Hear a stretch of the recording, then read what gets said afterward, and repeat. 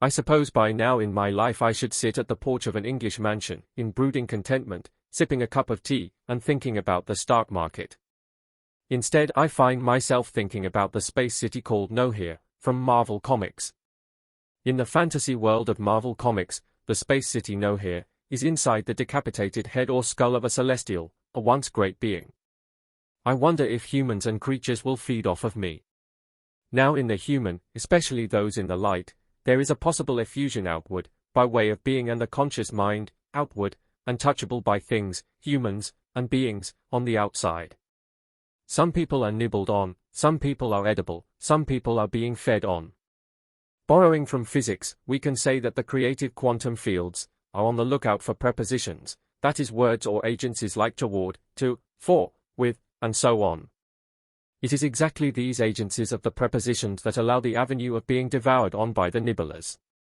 Now inside the human is a dream, a sense of destiny which live inside the outward flow of living, of our sense of self.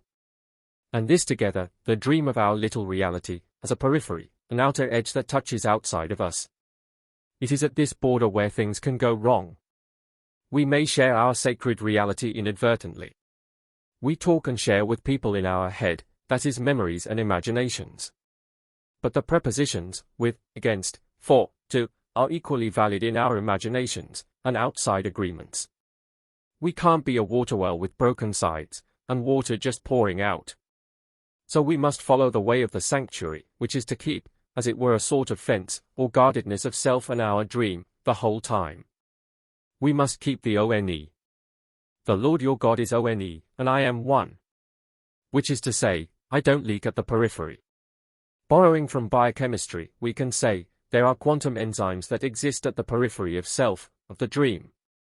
And they can cause a fusion of our sacred dream with some other thing, a decaying frequency, or whatnot. These enzymes live in our thought or feeling of sharing, inside the with, inside the for, inside the to. If I decide to agree in my mind with the paradigm of how the stock market works, its limits, its world without faith and wonder, with others who trade on the stock market, then, right there, this concept activates the enzyme called with, the enzyme called share, the enzyme called a willing joining, an enzyme called toward, or to. And then two reality peripheries fuse in sharing, and then they can nibble on you, and make demands on your dream. We must become unaware of other people's opinions. I think we have a power capacity that can overflow with life, a vast pouring out of living life. And we should pour out in this way, but only when we have put up the fences of the guardedness of our sanctuary, which is our sense of exquisite self. And when we then pour outward in living life, we can change our life, and everything becomes possible, with great power. There are many in the light who never turn on the great outflowing of living life. They live inside a steel box, never knowing their great effusive power.